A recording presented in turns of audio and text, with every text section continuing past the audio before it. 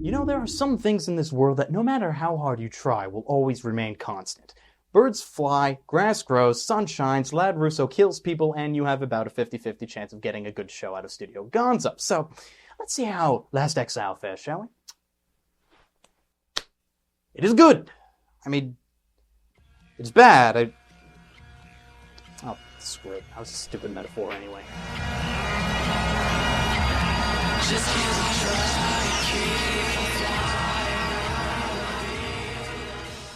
Last Exile is surprisingly brought to us by Studio Gonzo, the same group that brought us the train wrecks known as Hellsing TV and Final Fantasy Unlimited. And if you were to base the show solely on that, well, Last Exile really wouldn't hold up that well. Yeah, sure, Gonzo made Desert Punk, and that's a freaking diamond in the rough, but it is much easier to make your audience laugh than it is to get them interested in your epic storyline.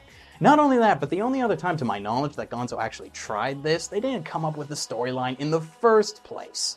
To be honest, it doesn't feel like Gonzo actually made this. Last Exile has a hell of a lot more polish and style than anything else I've seen come out of their studio, and because I need a flashy metaphor for this, Last Exile is like if Hayao Miyazaki was to create the next Final Fantasy story after spending a Red Bull-induced night marathoning the Star Wars movies and Doom.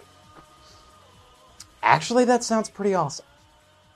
Anyways, Last Exile takes place in the steampunk-inspired world of Prester, where the only two nations of the world, the Natare and Disif, have been at constant war with each other since a very long time ago.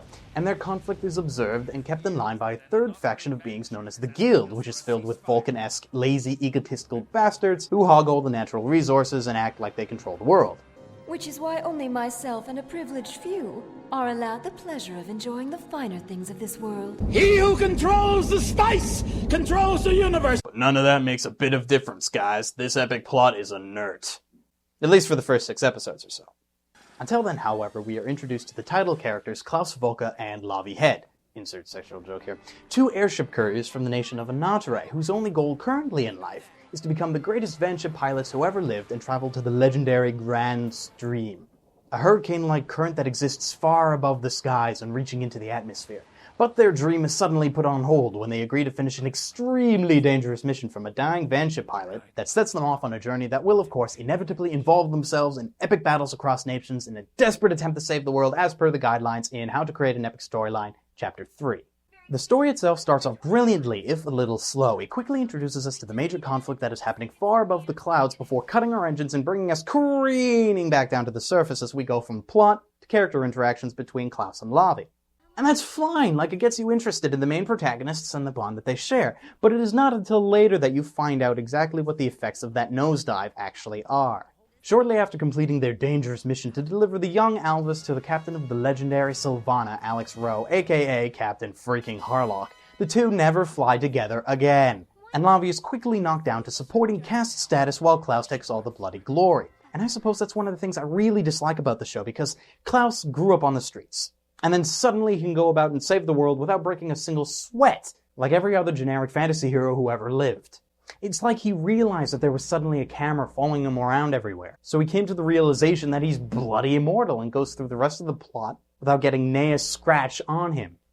And it gets bloody annoying after a while.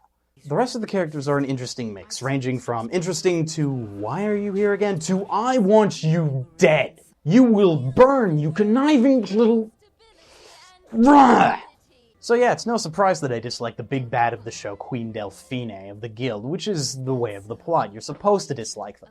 My only regret is that she didn't die slower. And on the whole, when she finally did kick the bucket, it was really rather unfulfilling. But then again, as was the rest of the climax in the final episodes. It's like they were planning for the story to go on for quite a while longer, and then management came down and was like, oh yeah, you gotta get this wrapped up in one final 20-minute episode. Have fun!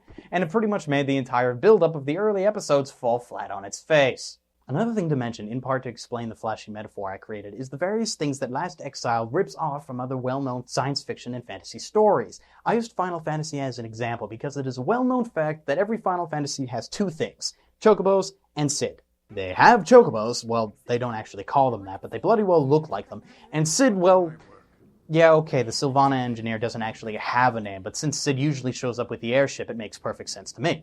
And then the Star Wars references are pretty freaking obvious. Instead of pod racing, you got vanship racing, and then the blatant ripoff on the attack of the Death Star is just unreal what they did. But getting back to the good bit, Studio Gonzo is well known for trying to integrate 2D and 3D animation. Trying being the key word. Most of what they have previously accomplished just amounts to some glossy skeleton of a thing created with nothing but lens flares, which is another reason of why I find it absolutely unbelievable that Gonzo was the one to animate Last Exile. It is just freaking beautiful. The ships are gorgeous, and the battles between which are nothing short of epic. Visually, for the time that this show was released, it is one of the best looking animes out there, with a breathtaking European-style soundtrack to match.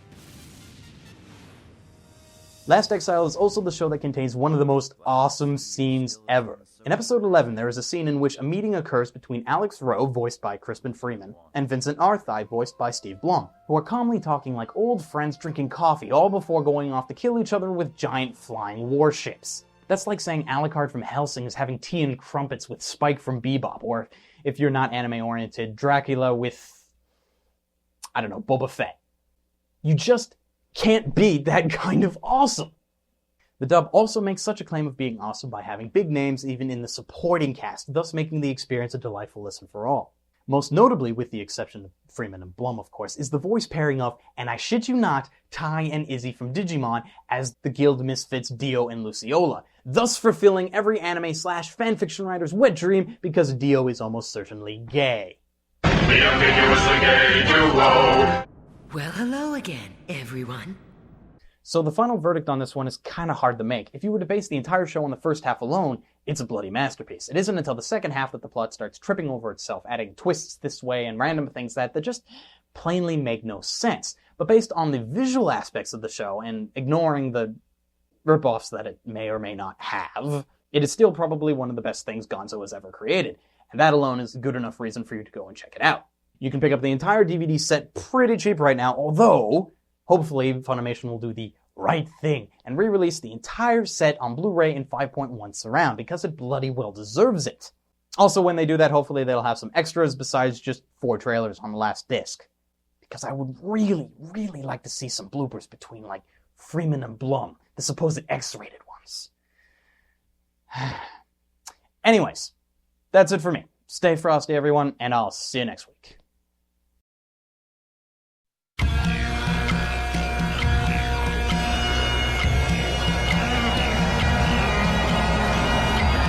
Just keep trying, keep flying away. What can I do?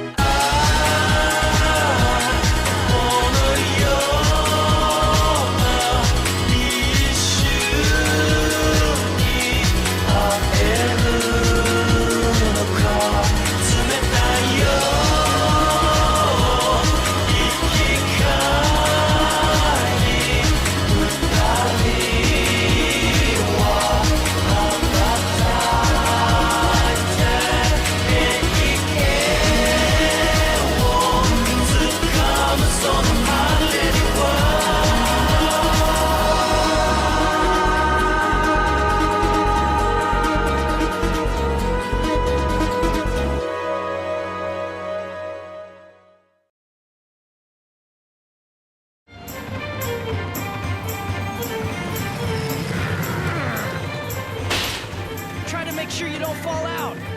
Barrel roll, barrel roll, do a barrel, barrel roll, do a barrel, barrel roll, do a barrel roll, barrel roll, barrel roll, do a barrel, barrel roll, do a barrel, barrel roll, do a barrel roll. A barrel roll, huh? Nicely done.